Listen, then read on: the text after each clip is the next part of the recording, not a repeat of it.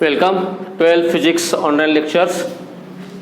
Stationery waves आणि stationery वेव्हची आपण काल महत्त्वाचा जो भाग बघितला होता त्याच्यामध्ये प्रॉपर्टीज ऑफ स्टेशनरी वेव्स, त्या सगळ्या प्रॉपर्टी आहेत त्या सारख्या रिवाइज करा. त्या काय पाठांतराच्या गोष्टी नाहीत, लॉजिकली जे लक्षात ठेवून तरी पण चालू शकते आणि त्याच्यावरच तुमचं काय तयार होणार आहे, distinguish between free vibrations and forced vibrations हे तयार होईल. हे आपण तयार करून ठेवा. याच्यामध्ये नुसतं तुम्हाला भाग लक्षात आलं तर पण तुम्हाला रायटिंग नोट्समध्ये किंवा आपल्या प्रिंटिंग नोट्समध्ये या गोष्टी मिळतील, पण ते रिवाइज करताना तुम्हाला ते सोपं जाईल. ठीक आहे, चला पुढच्या भागाकडे आपण सरकूया. आज पुढचा जो भाग आहे त्याच्यामध्ये बऱ्याचशा गोष्टी तुम्हाला नवीन अशा बघायला मिळणार आहेत, ऐकायला मिळणार आहेत किंवा तुमच्या नॉलेजमध्ये भर पडणार आहे. तर आता बघा, आय हॅव सिम्पल पेंडुलम, मुद्दाम एक सिम्पल पेंडुलम तयार केला आहे. So this is suppose this is a string, this is a rigid support and this is a heavy spare Bob. लक्षात आलं? म्हणजे लक्षात ठेवा की आता सध्याच्या घडीला हा जो आहे थोडक्यात ही कंडिशन अशी झाली बघा, रिजिड सपोर्ट स्ट्रिंग आणि हेवी स्पेअर. बरोबर, सध्या समजा हा इथं असेल, समजा हे एस सपोर्ट आहे, हा ओल आहे, म्हणजे याच्यामध्ये O S O is the balance position. S O is the balance position, त्यालाच आपण काय म्हणतो असतो, it is called as equilibrium position. लक्षात घ्या, balance position is also called as equilibrium position. म्हणजे आता सध्या हा जो सिम्पल पेंडुलम आहे हा कसा आहे, इक्विलिब्रियम पोझिशनला आहे. आता मी समजा याला स्मॉल डिस्प्लेसमेंट दिलं, suppose I have given a small displacement and released. बघा मी करतो, याला स्मॉल डिस्प्लेसमेंट देतो आणि काय करतो, रिलीज करतो. काय होईल मला सांगा, काय व्हायला लागले या ठिकाणी, काय झालं, याचं रिपीट मोशन झाली म्हणजेच काय झालं, व्हायब्रेशन झालं म्हणजेच काय झालं, ऑसिलेशन. म्हणजे याला मी स्मॉल डिस्प्लेसमेंट दिली, समजा एक 10 डिग्री 20 डिग्री असं स्मॉल डिस्प्लेसमेंट देऊन काय केलं, जर ह्याला मी रिलीज केलं तर लक्षात ठेवा हा काय करणार आहे, हा काय करायला लागला बघा, it is repeat motion oscillation about mean position. पण लक्षात ठेवा याचा अँप्लिट्यूड काय होत चाललाय, कमी कमी होत चाललाय, आणखीन कमी झाला, आणखीन कमी झाला, आणखीन कमी झाला आणि नंतर काय झाला, हा थांबलेला आहे, पुन्हा काय आलाय, रेस्ट पोझिशनला आलेला आहे. आणखीन करून दाखवू, if the simple pendulum is displaced from its equilibrium position. हेला मी कुठनं डिस्प्लेसमेंट केलं, ओएस पासनं. ओएस म्हणजेच कोण हो, equilibrium position. If the simple pendulum is displaced from its equilibrium position, बरोबर, अँड रिलीज केलं, इट हॅज अ ऑसिलेशन्स, बरोबर, but amplitude goes on decreasing. बघायचं अँप्लिट्यूड काय व्हायला लागलाय, डिक्रीज व्हायला आहे, कमी व्हायलाय, कमी व्हायलाय ॲज टाइम गोज ऑन आणि फायनली काय झालाय, तो 0 झाला. म्हणजे याला मी इथून ओढून सोडून दिल्यानंतर याचा सुरुवातीला अँप्लिट्यूड कसा आहे, जास्त आहे, नंतर अँप्लिट्यूड कमी आहे, नंतर कमी आहे, आणखीन कमी आहे, नंतर काय होतो, स्टॉप होतो. म्हणजे एकदा याला आपण डिस्प्लेसमेंट दिल्यानंतर, एकदाची डिस्प्लेसमेंट सुरू झाल्यानंतर हा इकडून इकडे आणि इकडे रिपीट मोशन करणार आहे आणि नंतर याचा amplitude goes on decreasing and finally come to rest. अशी जर असेल तर such vibration is called as free vibration. Such vibrations are called as free vibration because once the motion started, आपण त्याला बाहेरून कुठेही डिस्टर्ब केलेलं नाहीये, त्याने त्याच्या स्वतःच्या मनानं काय केलेलं आहे, व्हायब्रेशन्स केलेत आणि अँप्लिट्यूड डिक्रीज होत होत शेवटला काय झालाय, थांबलेला आहे. Such vibrations are called as free vibration. त्यानं मुक्तपणे बाहेरून कुठलाही त्याला डिस्टर्बन्स नाही, काय केलेलं आहे, व्हायब्रेशन्स केले, अँप्लिट्यूड कमी कमी होत गेला आणि थांबला. मग मला सांग ना, हा अँप्लिट्यूड का बरं कमी कमी होत गेला असेल? सुरुवातीला अँप्लिट्यूड काय होता, जास्त होता, नंतर काय झाला, कमी झाला, आणखीन काय झाला, कमी. कोणी सांगू शकतंय why this amplitude goes on decreasing?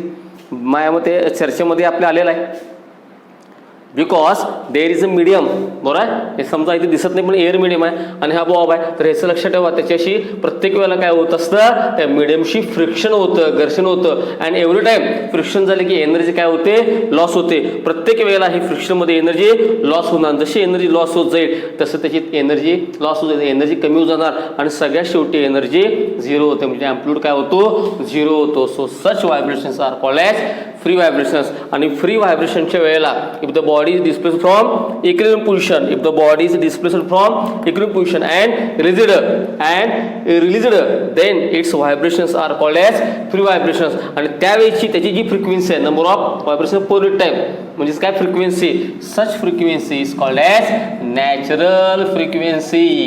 लक्षात घ्या, म्हणजे व्हायब्रेशन कुठला आहे, व्हायब्रेशन फ्री व्हायब्रेशन आहे. आणि फ्री व्हायब्रेशनच्या वेळेला जी फ्रिक्वेन्सी असते, लक्षात घ्या, फ्री व्हायब्रेशनच्या वेळेला जी फ्रिक्वेन्सी असते that frequency is called as natural frequency. म्हणजे सध्या बघा, if the body is displaced from equilibrium position, if the body displaced from equilibrium position, it's बरोबर, it's amplitude goes on decreasing. Such vibrations are called as free vibration. आणि free व्हायब्रेशनच्या वेळेला याची जी frequency होती त्याला त्याची नैसर्गिक फ्रिक्वेन्सी म्हणतो, म्हणजेच कॉल्ड एज नॅचरल फ्रिक्वेन्सी. म्हणजे इथं दोन गोष्टी काय आल्या, व्हायब्रेशनचा प्रकार कुठला कळला आपल्याला, फ्री व्हायब्रेशन्स, आणि त्यावेळेची जी फ्रिक्वेन्सी त्यालाच काय म्हणायचं, नॅचरल फ्रिक्वेन्सी. लक्षात. आता दुसरा प्रकार बघा. आता हेच बघा, हा सिंपल पेंडुलम आहे, बरोबर. OS पोझिशन आहे म्हणजेच कुठली आहे, इक्विलिब्रियम पोझिशन आहे. बॅलन्स पोझिशन म्हणजेच इक्विलिब्रियम पोझिशन आहे. आता ह्याला मी डिस्प्लेसमेंट न्यूज मगासारखं स्मॉल डिस्प्लेसमेंट काय करतो, रिलीज करतो, बरोबर. मग तुम्ही म्हणणार याची मोशनचं सेमच आहे. आता ह्याला मी दरवेळेला बाहेरून काय केलं, फोर्स लावला. दरवेळेला मी याला जर बाहेरून काय केला, फोर्स लावला. It is called as external periodic force, बरोबर. आला की फोर्स लावणार, आला की फोर्स, म्हणजे स्पेसिफिक टाइम न म्हणून शब्द कुठला आला, पिरियडिक. आणि तुम्ही बाहेरून फोर्स लावणार आहे, अशा वेळेला त्याचा एम्प्लिट्यूड मला सांगा 0 होईल का नाही होणार. मग असं कळलं तर नाही, कारण त्याला बाहेर ताकद चालू आहे. थोडक्यामध्ये if the body is displace from equilibrium position, बरोबर, and it is applied by external periodic force. प्रत्येक वेळेला मी जर याला बाहेरनं काहीतरी एक्सटर्नल पिरियडिक फोर्स लावत राहिलो तर ह्याचा एम्प्लिट्यूड काय असणार आहे, डिपेंड. ह्याचा एम्प्लिट्यूड 0 होणार नाही. तो 0 कोण होणार, बाहेरचं जर मी थांबवलं तर थांबवणार. म्हणजे ह्याच्या वेळेला याचं व्हायब्रेशन फ्री चालू नाही, याचं व्हायब्रेशन कोणामुळे चालू आहे, या बाहेरच्या व्हायब्रेशनमुळे चालू आहे, एक्सटर्नल पिरियडिक फोर्समुळे चालू आहे. कोणामुळे चालू आहे, external periodic force. External periodic force मी जर थांबवला, एम्प्लिट्यूड थांबणार. एक्सटर्नल पिरियडिक फोर्स मी जर वाढवला, एम्प्लिट्यूड काय होणार आहे, वाढणार आहे. म्हणजे ह्या केसमध्ये याचं स्वतःचं फ्री व्हायब्रेशन सुरू नाही आहे, त्यातील व्हायब्रेशन बाहेरच्या ढकलल्यामुळे आहे. म्हणून त्यालाच काय म्हणायचं, बळजबरीनं चालू आहे. आपण मराठीत म्हणतो त्याला बळजबरीनं आपण काय करायला लागलोय, व्हायब्रेशन मध्ये आलंय. So it is called as forced vibrations. So such vibrations are called as forced vibrations. म्हणजे समजा बॉडी डिस्प्लेस फ्रॉम, ही झाली equilibrium position, displace from its equilibrium position, आणि मी रिलीज केलं, काय होणार आहे, याचं व्हायब्रेशन होणार आहे. पण व्हायब्रेशन होताना दरवेळेला समजा मी हॅमर घेतला आणि हॅमरनं दरवेळेला याच्या मोशनला मी काय केलं, हिट केलं, आला इकडं हिट केलं, म्हणजे बाहेरून आहे म्हणून एक्सटर्नल, आणि प्रत्येक ठराविक सेकंदाने मी त्याला काय केलं, हिट केलं. So it is called as external periodic force. बरं, मग आता मी हात वापरतोय बघा.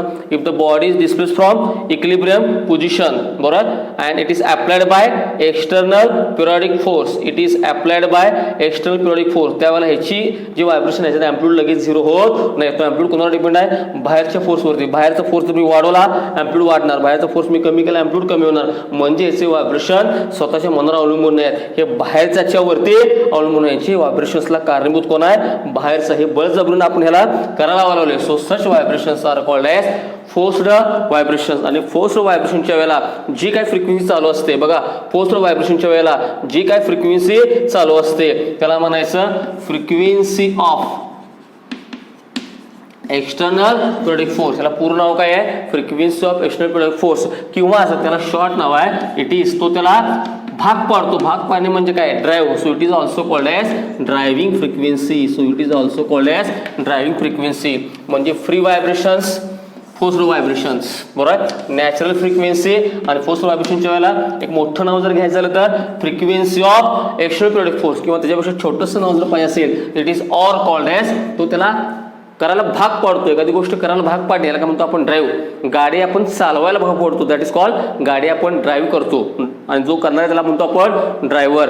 थोडक्यामध्ये इथं बाहेरून फोर्स लावला म्हणून याची मोशन चालू आहे. या ठिकाणी काय झालं होतं, एकदा याची डिस्प्लेसमेंट सुरू झाली की आपण त्याला बाहेरून डिस्टर्ब केलं नव्हतं. मग ह्याच्यामध्ये सगळ्यात काय झालं, amplitude goes on decreasing. Amplitude काय होतो, गोज ऑन डिक्रीजिंग, आणि फायनली बिकम्स 0. फायनली काय होतो, 0. असं इथं होत नाही. या ठिकाणी एम्प्लिट्यूड जो आहे तो कोणावर अवलंबून आहे, बाहेरच्या ताकदीवर. बाहेरचा जर फोर्स मी वाढवला, एम्प्लिट्यूड वाढणार. बाहेरचा जर मी फोर्स कमी केला, एम्प्लिट्यूड कमी होणार. म्हणजे याच्यामध्ये एम्प्लिट्यूड डिपेंड्स कोणावरती आहे, एक्सटर्नल पिरियडिक फोर्सवरती. फ्री व्हायब्रेशनची ऐवजी फ्रिक्वेन्सी कुठली, नॅचरल फ्रिक्वेन्सी, आणि फोर्स्ड व्हायब्रेशनची ऐवजी फ्रिक्वेन्सी कुठली, ड्रायव्हिंग फ्रिक्वेन्सी. त्याला जर मोठं नाव पाहिजे असेल तर असं लिहायचं frequency of external periodic force. काय म्हणणार, frequency of external periodic force, आणि त्याला छोटंसं ऑर नाव काय आहे, ड्रायव्हिंग फ्रिक्वेन्सी. हा टोटल चार्ट तुमच्या डोळ्यासमोर पाहिजे. नेक्स्ट झालं, अनेकदा एक्सप्लेन करू. समजा तुम्हाला असं म्हटलं डिफाइन फ्री व्हायब्रेशन्स, तर म्हणणार if the body is displaced from its equilibrium position and released and released. आता त्याला बाहेरून कुठं आपण काही हालचाल किंवा डिस्टर्ब करायचं नाही. Then its amplitude goes on decreasing with time. Then its amplitude goes on decreasing with time. Such vibrations are called as free vibrations. Such vibrations are called as free vibration. आणि frequency in a free vibration. Free व्हायब्रेशनच्या वेळेला जी frequency चालू असेल 10 second 10 hertz 20 hertz, the frequency of free vibrations are called as natural frequency. is called as natural frequency. लक्षात आलं. तसं आता फोर्स व्हायब्रेशन करूया. त्याच्यामध्ये निम्मा पार्ट सेम आहे. If the body is displace from equilibrium position and released सोडून दिलं, पण याच्यामध्ये काय, it is applied by external periodic force. It is applied by external periodic force. त्यावेळेला याचं जी मोशन आहे ती स्वतःहून नाही आहे, ती बाहेरच्या एक्सटर्नलमुळे आहे, म्हणजे त्याला भाग पाडलेला आहे. थोडक्यात such vibrations are called as free vibration. Force vibrations. Such vibrations are called as force vibrations. आणि त्यावेळची जी फ्रिक्वेन्सी चालू असेल त्याला म्हणायचं, मोठं नाव जर पाहिजे असेल तर frequency of external periodic force. Frequency of external periodic force. आणि त्याला सोडून नाव आहे driving frequency. It is also called as driving frequency. लक्षात आलं. मी तुमच्या डोळ्यासमोर दोन नावं पाहिजेत, free vibrations, force vibrations. Natural frequency, driving frequency. Amplitude goes on decreasing with time. जसा टाइम जाईल तसं याच्यामध्ये अँप्लिट्यूड काय होतो, गोज ऑन डिक्रीजिंग. कारण काय हो, बिकॉज लॉस ऑफ एनर्जी. का, due to friction with medium. Medium बरोबर काय होतं, फ्रिक्शन होतं. म्हणजे एअर असेल तर एअर बरोबर घर्षण होणार, वॉटरमध्ये असेल तर वॉटर बरोबर होणार. जे कुठलं मिडियम असेल त्याच्याशी त्याचं काय होतं, त्या बॉडीचं फ्रिक्शन जे आपल्याला दिसत नाही त्यात एनर्जी लॉस होते आणि हळूहळू अँप्लिट्यूड काय होतो, झिरो होतो. पण याच्यामध्ये अँप्लिट्यूड जो आहे तो झिरो होईल असं सांगता येत नाही. Amplitude depends upon external periodic force. जर तुम्ही बाहेरचा फोर्स वाढवला तर ते वाढणार, कमी केलं तर कमी होणार. लक्षात आलं. त्याच्यामध्ये तुमचे डिफिनेशन प्लस म्हणजे 4 डेफिनेशन निघू शकतात. Define free vibration, define force vibration, define natural frequency, define frequency of external periodic frequency किंवा ड्रायव्हिंग फ्रिक्वेन्सी. त्यानंतर amplitude zero. Amplitude depends upon external periodic force. असे तुमचे काही डेफिनेशन्स, त्यानंतर काही तुमचे डिस्टिंग्विश पॉईंट्स याच्यामध्ये निघू शकतात. मी काय म्हणलं लक्षात आलं. त्यामुळे आणखीन एकदा बघा मी काय सांगणार आहे ते. Define free vibrations. If the body is displaced from equilibrium position and released, then its amplitude goes on decreasing with time.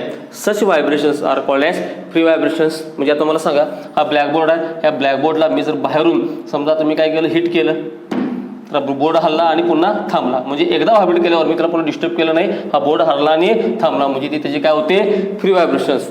Define natural frequency.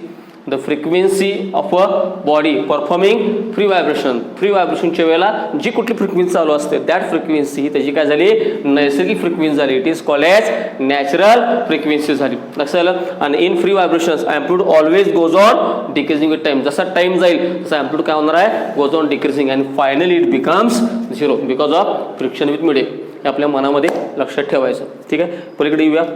बघा तिसऱ्यांदा मी रिपीट करायला लागलोय. आता आहे फोर्स व्हायब्रेशन. याच्या नावातच आहे एखादी गोष्ट फोर्सफुली करायला भाग पाडणे. म्हणजे याच्यामध्ये मी असं म्हणणार, इथं सुद्धा निम्म्यापर्यंत डिफिनेशन तीच आहे. If the body is displaced from equilibrium position and released. पण एकदा सोडल्यानंतर त्याला तसं मोकळं सोडायचं नाही. त्याच्यामध्ये कुठलं काय अप्लाय करायचं आहे, and applied a external periodic force. बाहेरून तुम्ही दरवेळेला त्याला काय करायचं, फोर्स लावायचं. त्याच्या वेळेला त्याची जी व्हायब्रेशन आहे बरोबर काय, सच व्हायब्रेशन, त्याला आपण व्हायब्रेशनला भाग पाडले. Such vibrations are called as force vibrations.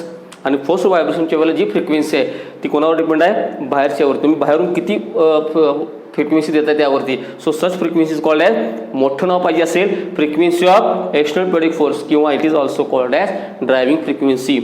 Free vibrations, natural frequency, force vibration, driving frequency.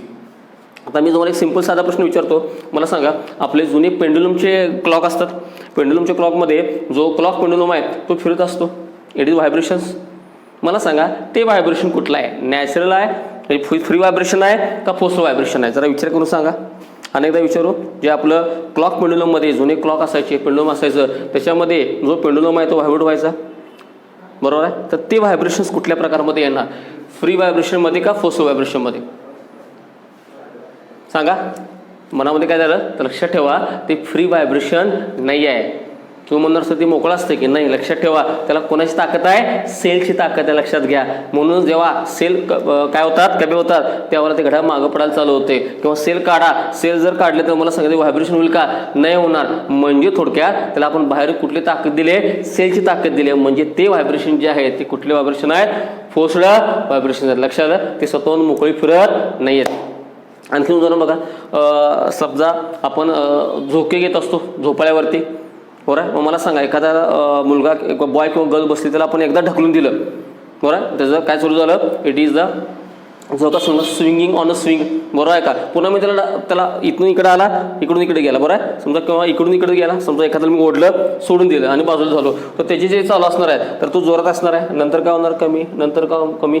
Swinging on a swing, amplitude goes on decreasing. म्हणजे याला मी बाहेर डिस्टर्ब केलं नाही, ते कशामध्ये येणार आहे, करेक्ट, ते येणार आहे फ्री व्हायब्रेशन. आणि त्यावेळेची जी फ्रिक्वेन्सी असणार आहे, किती हर्ट्ज चालू आहे, त्याला म्हणणार मी नॅचरल फ्रिक्वेन्सी. पण मला सांगा, मी त्याला असं ओढलं आणि सोडून दिलं आणि दरवेळेला इकडे आलं, पुन्हा ढकललं, पुन्हा आला, पुन्हा ढकललं. याचा आता काय झालं, मी त्याला काय लावलं, बाहेरून एक्सटर्नल पिरियडिक फोर्स लावते. किंवा एखादा एकटा जर झोपाळ्यावर बसला असेल तर तो पायानं जमिनीला ढकलतोय बघा, म्हणजे तरी पण काय झालं, एक्सटर्नल पिरियडिक फोर्स. अशा वेळेला ती जे फोर्स, ते व्हायब्रेशनचा प्रकार आहे, that is called as force vibration. त्याला आपल्या बाहेरच्या ढकलण्यामुळे ती जी फ्रिक्वेन्सी आहे, it is called as frequency of external periodic force. मी सारखं मुद्दाम उच्चार का करतोय, तुमच्या डोक्यात बसावं, किंवा it is called as driving frequency. लक्षात आलं. म्हणजे प्रत्येक बॉडीला स्वतःची एक काय असते, प्रत्येक बॉडीला स्वतःची एक काय असते, नॅचरल फ्रिक्वेन्सी. आणि बाहेरून जर अप्लाय केली त्याला काय असतं, ड्रायव्हिंग फ्रिक्वेन्सी. आता मला सांगा, एखादी बॉडी आहे, समजा स्वतःची काहीतरी नॅचरल फ्रिक्वेन्सी आहे 10 हर्ट्ज. आता बाहेरून मी त्याला कुठली फ्रिक्वेन्सी दिली, एक्सटर्नल पिरियडिक फोर्स, म्हणजेच कुठले दिले, ड्रायव्हिंग फोर्स. समजा ती 2 हर्ट्ज आहे. आता मला सांगा, हे 2 हर्ट्ज आणि 10 हर्ट्ज मॅच झाले का, नाही झाले, बरोबर. मग ह्याची फिक्स आहे, नॅचरल फ्रिक्वेन्सी 10 हर्ट्ज आहे. आता बाहेरचं मी आणखीन जोरात वाढवलं, समजा आता 8 हर्ट्ज झालं. आता मला सांगा, म्हणजे ड्रायव्हिंग फ्रिक्वेन्सी कितीची आहे, 8 हर्ट्जनं हलवलं आहे. स्वतःची त्याची नॅचरल फ्रिक्वेन्सी किती आहे, 10 हर्ट्ज. दोन्ही मॅच झाले का, नाही. पण समजा मी आणखीन जर बाहेरची ताकद वाढवली आणि आता मी बाहेरचं फ्रिक्वेन्सी, म्हणजे थोडक्यात ड्रायव्हिंग फ्रिक्वेन्सी ती पण 10 हर्ट्ज आहे आणि ती नॅचरल फ्रिक्वेन्सी पण 10 हर्ट्ज आहे. म्हणजे सुरुवातीला 2 हर्ट्ज होतं, मॅच झालं नाही, 8 हर्ट्ज झालं. पण 10 हर्ट्जला मात्र दोन्ही काय झाले, मॅच झाले. दोन्ही फ्रिक्वेन्सी मॅच झाल्या. म्हणजे कुठल्या फ्रिक्वेन्सी मॅच झाल्या, बॉडीची नॅचरल फ्रिक्वेन्सी आणि बाहेरून अप्लाय केलेली ड्रायव्हिंग फ्रिक्वेन्सी, हे जर चुकून मॅच झाले, if the driving frequency and natural frequency हे जर दोन्ही काय झाले, इक्वल झाले, म्हणजे समजा ही नॅचरल फ्रिक्वेन्सी आहे बॉडीची, बरोबर, आणि बाहेरनं अप्लाय केलेली ड्रायव्हिंग फ्रिक्वेन्सी, बाहेरनं अप्लाय केलेली ड्रायव्हिंग, ही दोन्ही जर एक्झॅक्टली मॅच झाले तर लक्षात ठेवा, अशा वेळेला body vibrate with maximum amplitude. त्यावेळेला ती बॉडी सगळ्यात जास्त ॲम्प्लिट्यूडनं काय होते, व्हायब्रेट होते. त्यावेळेला ॲम्प्लिट्यूड बिकम्स मॅक्झिमम. ते तुम्हाला शकतं, बॉडी जोरात व्हायब्रेट व्हायले. आणि ह्याच फिनॉमिनॉनला, this phenomenon is called as resonance. लक्षात ठेवा, ह्यालाच काय म्हणायचं, रेझोनन्स. 12वीच्या दृष्टीने हा अतिशय महत्त्वाचा आहे, फिनॉमिनॉनच्या दृष्टीने पण महत्त्वाचा आहे. कारण आपण 12वी फिजिक्समध्ये रेझोनन्स 2 प्रकार बघणार आहे. एक म्हणजे आत्ता आपण बघतोय तो वेव्हच्या बाबतीमध्ये, दुसरा आपण बघणार आहे इलेक्ट्रिक सर्किटमध्ये रेझोनन्स बघणार आहे. आत्ता इलेक्ट्रिक सर्किटचा काही संबंध नाही, त्यामुळे ते बाजूला ठेवा. मग मला सांगा, व्हॉट इज रेझोनन्स, अतिशय इम्पॉर्टंट आहे. Resonance is the phenomenon, what happens. पण हा कधी होतो, कंडिशन काय, when the natural frequency and driving frequency exactly काय व्हायला पाहिजे, मॅच व्हायला पाहिजे. When the natural frequency of a body become exactly equal to the driving frequency, म्हणजेच frequency of external periodic force, हे दोन्ही जर चुकून मॅच झाले, म्हणजे बॉडीची स्वतःची नैसर्गिक आणि बाहेरनं अप्लाय केलेली ड्रायव्हिंग, ही दोन्ही जर एक्झॅक्टली मॅच झाले, त्याला ॲम्प्लिट्यूड बिकम्स मॅक्झिमम. त्याला ती बॉडी सगळ्यात जास्त ॲम्प्लिट्यूड मॅक्झिमम व्हायब्रेट होते. This situation, this phenomenon is called as resonance. यालाच काय म्हणायचं, रेझोनन्स. म्हणजे रेझोनन्सबद्दल तुम्हाला प्रश्न विचारला तर तुम्ही तो कसा डिफाईन करणार, फिनॉमिनॉन हा कधी घडतो, when the natural frequency of a body becomes exactly equal to the driving frequency. Driving frequency म्हणजेच कुठली, बाहेरची फ्रिक्वेन्सी. म्हणजे if the natural frequency of body becomes exactly equal to the driving frequency, म्हणजेच frequency of external periodic force, then body vibrates with maximum amplitude. Such phenomenon is called as resonance. त्यालाच आपण काय म्हणतो, resonance निर्माण झालं. मग रेझोनन्सचे कुठले कुठले एक्झाम्पल्स आहेत, बरीच एक्झाम्पल्स आहेत. बघा बघू, ज्या वेळेला आपण रेडिओ ट्यून करतो, माहिती आहे, जुने रेडिओ होते, आता आपल्या मोबाईलच्या रेडिओमध्ये ऑटो ट्युनिंग होतं, पण जुन्या ह्याच्यामध्ये आपण रेडिओ ट्युनिंगला काय करत होतो की आपण हाताने फिरत होतो. म्हणजे ज्यावेळेला समजा आता सांगली केंद्र लावायचं आहे, तुम्ही जेव्हा सांगली केंद्राच्या आसपास येत आहे त्यावेळेला तुम्हाला बारीक ऐकू येते पण खरखर ऐकू येते. पण ज्या वेळेला तुम्ही एक्झॅक्टली त्या 1400 हर्ट्ज किंवा 1200 हर्ट्ज येत आहे त्यावेळेला तुम्हाला एकदम क्लिअर ऐकू येतं. कारण काय होतं, तर बॉडीची नॅचरल फ्रिक्वेन्सी आणि ड्रायव्हिंग फ्रिक्वेन्सी जर मॅच झाली तर body vibrate with maximum amplitude, त्यामुळे तुम्हाला मोठा आवाज आणि क्लिअर आवाज ऐकू लागतो. म्हणजे tuning in the radio receiver जे असतो द रेझोनन्स वापरला जातो. आणखीन कुठे रेझोनन्स वापरणार बघा, सांगू शकता मला? आता मला बघा, ज्यावेळेला आपलं आता 4 व्हीलर असते किंवा आता बसमध्ये आपण समजा बसलो स्टँडमध्ये आणि गाडी चाललेली आहे, बरं, तर त्यावेळेला तुम्हाला पार्ट्स हलतात, म्हणजे पत्रे बित्रे सगळं काचाविजा हलायला चालवतात, बरं. पण ज्यावेळेला बॉडी जोरात स्पीड घेते हायवेवरती, जेव्हा सिटीमध्ये असते तेव्हा तेवढं जोरात हालत नाही बघा, कारण स्पीड कमी असतो. पण जेव्हा गाडी हायवेवर लागते आणि गाडी जेव्हा जोरात स्पीड पकडते त्यावेळेला मग तुम्हाला खाडखाड बॉडीचे पार्ट्स जोरात भरडू हाल चालवायचं. कारण काय, तर त्या पार्ट्स जे हालायला चालू होतात, बरोबर, त्याची नॅचरल फ्रिक्वेन्सी आणि ज्यावेळेला तुम्ही रस्त्यावरून जोरात जायला लागता त्याची ड्रायव्हिंग फ्रिक्वेन्सी हे जर चुकून मॅच झाले तर काय होणार आहे, बॉडी व्हायब्रेट्स विथ मॅक्झिमम, तो पार्ट कसा अँप्लिट्यूड व्हायब्रेट होतो विथ मॅक्झिमम अँप्लिट्यूड आणि त्यामुळे त्याचा आवाज जोरात यायला लागतो. पुन्हा आपण गाडीचा स्पीड कमी केला तर आपला पुन्हा आवाज काय होतो, कमी होतो. हे पण कशामुळे आहे, रेझोनन्समुळे आहे. रेझोनन्सचं आणखीन एक बेस्ट उदाहरण बघा, सोल्जर्स लोक असतात, बरोबर, आणि सोल्जर लोक काय करत असतात, एकसारखी पावलं टाकत जातात, त्यालाच काय म्हणतात, मार्चिंग. माहिती आहे तुम्हाला, it is also called as marching, एकसारख्या पावलं टाकत जाणे, बरोबर. तर अपेक्षित काय आहे, रेग्युलरली जेव्हा रस्त्यावर जात असतात तेव्हा सोल्जर्स आर ऑर्डर्ड, बरोबर, for their regulate stepping, that is called as marching. पण तुम्हाला माहिती आहे का, ज्या वेळेला एखाद्या झुलत्या पुलावरून त्यांना जायचं असतंय, it is called suspended bridge. Iron ब्रिजासारखा फिक्स ब्रिज नाही, सिमेंट कॉन्क्रीटचा ब्रिज नाही, झुलता पुलावरून, जसं गोकाला वगैरे आहे. तर माझ्यामध्ये बऱ्याच वेळेला असतं, तुम्हाला काश्मीरमध्ये वगैरे गेल्यावरती किंवा दऱ्याखोऱ्यात त्या ठिकाणी काय असतं, झुलता पूल त्यांना बांधायला लागतो. म्हणजे जेव्हा त्या झुलत्या पुलावरून जायचं असतं that is called suspended bridge. ज्या वेळेला त्या सोल्जर जायचं असतं त्यावेळेला मात्र त्यांना काय सांगतात, टू ब्रेक देअर स्टेप्स, म्हणजे त्यांचे स्टेप्स काय करायला सांगतात, ब्रेक करायला सांगतात, म्हणजे पाय तोडायला सांगत नाहीत. ब्रेक देअर स्टेप्स म्हणजे काय, त्यांचं मार्चिंग जे आहे ते तुम्हाला ब्रेक करू सांगतात, कुणी कशी जा म्हणून सांगतात. असं का सांगतात, वाय, प्रश्न कसा असतो बघा, why the soldiers are ordered to break their steps while crossing the suspension bridge. ह्याचं कारण असं आहे, उलटा विचार करा, समजा ह्या सस्पेन्शन ब्रिजवरती ती नेहमीसारखे एकसारखी पावलं टाकत गेले, नेहमीसारखे एकसारखे जर पावलं टाकत गेले तर त्यांच्या पिरियडिक व्हायब्रेशन, म्हणजे त्यांचं जे पावलांची जी ताकद आहे ती याच्यावरती पिरियडिक अप्लाय होणार. म्हणजेच काय अप्लाय होणार, एक्सटर्नल पिरियडिक फोर्स, आणि त्याच्यामुळं हा ब्रिज काय होणार, व्हायब्रेट होणार आहे. आणि समजा चुकून या ब्रिजची स्वतःची नॅचरल फ्रिक्वेन्सी ही त्या मार्चिंगच्या, त्यांच्या पायाच्या एक्सटर्नल पिरियडिक फोर्स म्हणजे ड्रायव्हिंग फ्रिक्वेन्सीला एक्झॅक्टली काय झाली, मॅच झाली. म्हणजे ह्या सस्पेन्शन ब्रिजची स्वतःची नॅचरल फ्रिक्वेन्सी आणि स्टेप्सनं, सोल्जरच्या स्टेप्सनं अप्लाय झालेली ड्रायव्हिंग फ्रिक्वेन्सी हे जर चुकून मॅच झाले तर काय होणार आहे, amplitude maximum. So the bridge will vibrate with maximum amplitude. तो ब्रिज जो आहे तो मॅक्झिमम अँप्लिट्यूड काय होणार आहे, व्हायब्रेट होणार आहे. जर मॅक्झिमम अँप्लिट्यूड व्हायब्रेट झाला मग आता लक्ष द्या, तो तुटायची शक्यता आहे, may be collapse, there is a danger of collapsing the bridge. अशा ब्रिज तुटू शकतो. म्हणून सोल्जर लोकांना काय सांगतात, तुम्ही ब्रिजवरून जाताना कसे जावा, पण पलीकडे गेलं की मात्र पुन्हा आहे तसं मार्चिंग करत जायला लागते. सर्व एक्झाम्पल कशाचे आहेत, रेझोनन्स. म्हणजे याच्यामध्ये एक 4 ते 5 आजच्या लेक्चरमध्ये शब्द लक्षात ठेवणे गरजेचे आहे, बरोबर. It is called free vibrations, amplitude decreasing, finally become 0 due to friction. Force vibration, force व्हायब्रेशनमध्ये काय असणार आहे, applying the external periodic force. त्यावेळेची फ्रिक्वेन्सी कुठली असणार आहे, ड्रायव्हिंग फ्रिक्वेन्सी, म्हणजे बॉडीला स्वतःची काय असते, नॅचरल फ्रिक्वेन्सी, आणि बाहेरून अप्लाय केलेली, बाहेरने अप्लाय केली आणि हा बोर्ड हल्ला, it is called as driving frequency. मग चुकून ह्या बोर्डची किंवा बॉडीची natural frequency exactly becomes the driving frequency. जर चुकून मॅच झाली, अँप्लिट्यूड बिकम्स मॅक्झिमम, म्हणजे body vibrate with maximum amplitude. Such phenomenon is called as resonance. त्यालाच काय म्हणतात, रेझोनन्स निर्माण झाला असं म्हणतात. त्यालाच काय म्हणतात, रेझोनन्स निर्माण झालं. लक्षात आलं. मग व्हॉट इज रेझोनन्स, तुम्हाला परीक्षेमध्ये थ्योरेटिकल क्वेश्चन विचारलं तर काय सांगा, रेझोनन्स द फिनॉमिनॉन in